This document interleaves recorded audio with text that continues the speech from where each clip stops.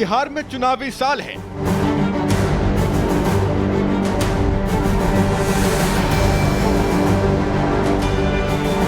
चुनाव से पहले बिहार के मुख्यमंत्री नीतीश कुमार मुस्लिमों के चक्रव्यूह में फंसते दिखाई दे रहे हैं।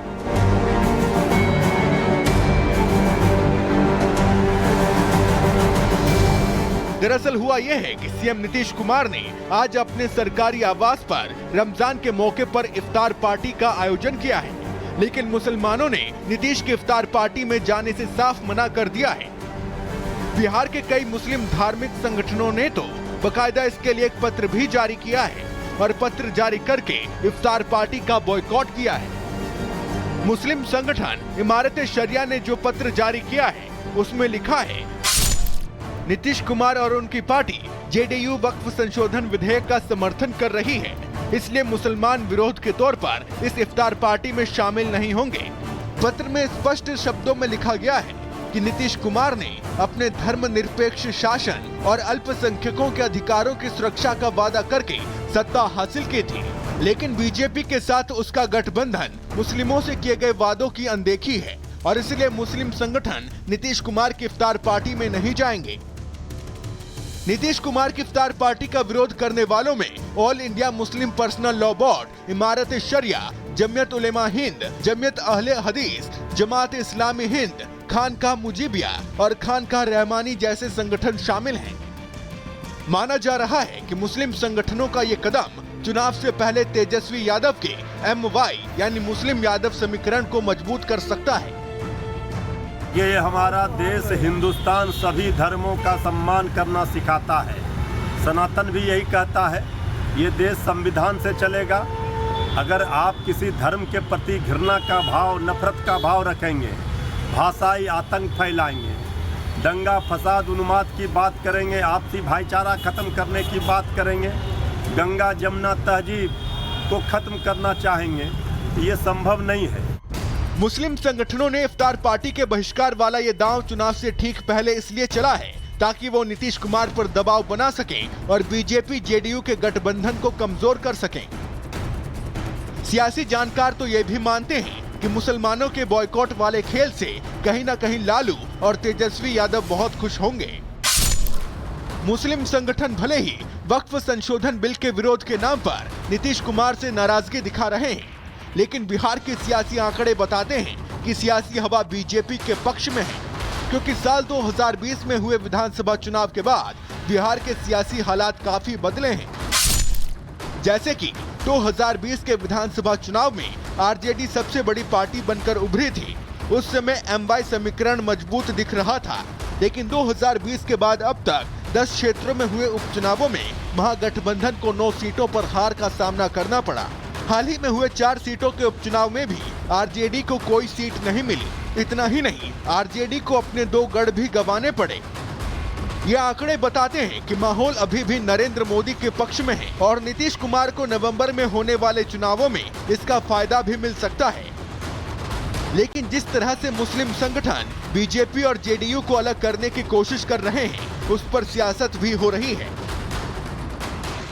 इफ्तार होती है भाईचारा बढ़ाने के लिए, विश्वास बढ़ाने के लिए, हिंदू मुसलमान सिख ईसाई सबके बीच में, खुदा की इबादत के लिए। अब इसमें भी राजनीति, हम बायकॉट करेंगे कि वक्फ का समर्थन नहीं है। अरे यार,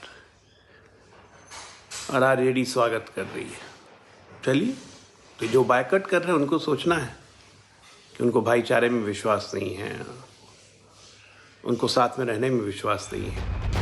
सच बात तो यह है कि रोजा इफ्तारी वाला ये दांव मुस्लिमों ने आंध्र प्रदेश और महाराष्ट्र में भी चला है और आंध्र प्रदेश के मुख्यमंत्री चंद्रबाबू नायडू की इफ्तार पार्टी का बॉयकॉट करने की बात कही गई है, जिससे ये पता चलता है कि कुछ मुस्लिम संगठन एनडीए गठबंधन में दरार डालना चाहते हैं। देखना होगा कि आज होने वाली नीतीश कुमार की इफ्तार पार्टी में मुस्लिम संगठनों से जुड़े लोग पहुंचते हैं या नहीं। Bureau report, Republic Bharat. तो महाभारत में अब बात बिहार के मुख्यमंत्री नीतीश के इफ्तार की। नीतीश कुमार आज अपने सरकारी आवास पर इफ्तार पार्टी दे रहे हैं और लालू राबड़ी की दावत कल होगी। अब आप सोच रहे होंगे कि दावत तो हर साल होती है, लेकिन इस बार क्या नया है? वैसे इस बार बिहार में चुनाव भी हैं और नया ये कि बिहार में इफ्तार पार्टी वाली कहानी में एक ट्विस्ट आ गया है। मुस्लिम संगठनों ने नीतीश की दावत ठुकरा दी है। मुख्यमंत्री आवास में इफ्तारी पार्टी होगी, लेकिन मौलाना वहां नहीं जाएंगे। तो क्या सारे मुस्लिम वोट तेजस्वी की तरफ मुड़ने वाले हैं? वैसे तेजस्वी टोपी पहनने से पहले ही टीका मिटाने के विवाद में फंस गए हैं और हिंदू वोटों का भी संकट आरजेडी पर मंडराने लगा है। बिहार में इतना सियासी उथल पुथल आखिर क्यों मचा है, आपको इस रिपोर्ट के जरिए समझाते हैं।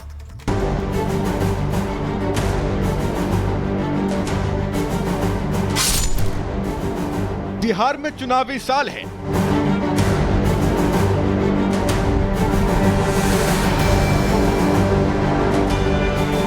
चुनाव से पहले बिहार के मुख्यमंत्री नीतीश कुमार मुस्लिमों के चक्रव्यूह में फंसते दिखाई दे रहे हैं।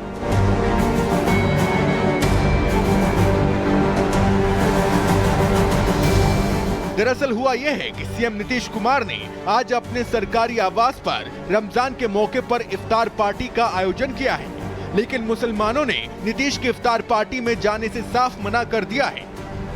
बिहार के कई मुस्लिम धार्मिक संगठनों ने तो बकायदा इसके लिए एक पत्र भी जारी किया है और पत्र जारी करके इफ्तार पार्टी का बॉयकॉट किया है। मुस्लिम संगठन इमारत-ए-शरिया ने जो पत्र जारी किया है उसमें लिखा है, नीतीश कुमार और उनकी पार्टी जेडीयू वक्फ संशोधन विधेयक का समर्थन कर रही है, इसलिए मुसलमान विरोध के तौर पर इस इफ्तार पार्टी में शामिल नहीं होंगे।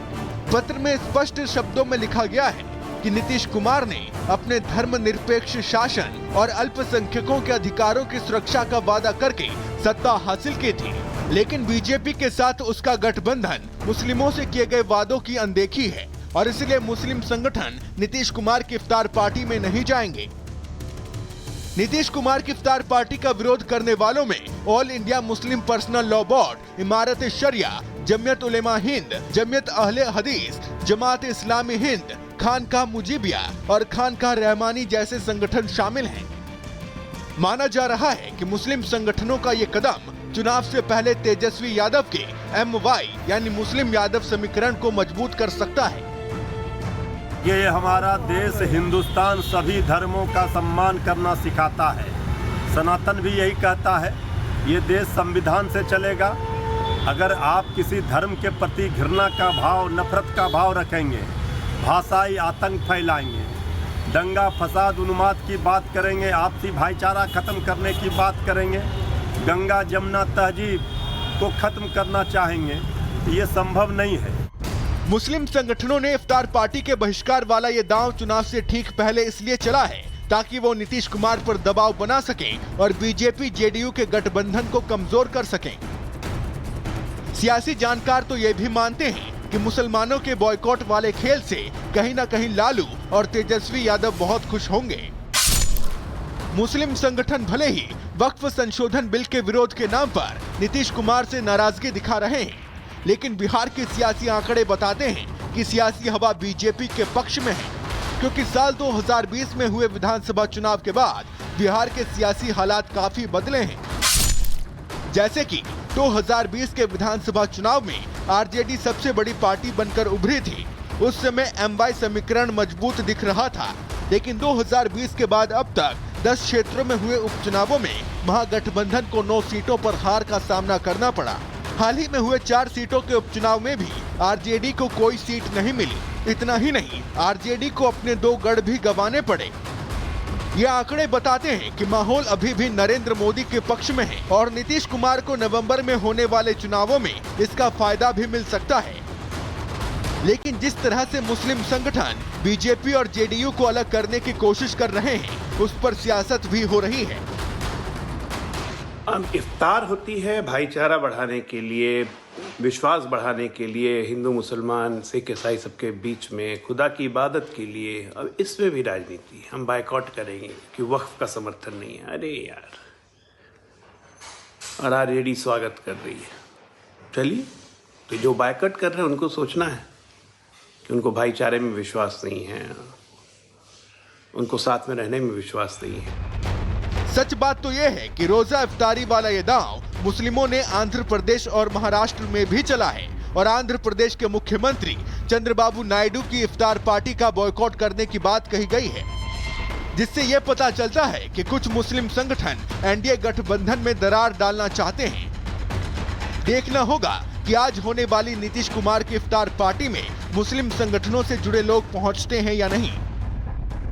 Bureau report, Republic Bharat.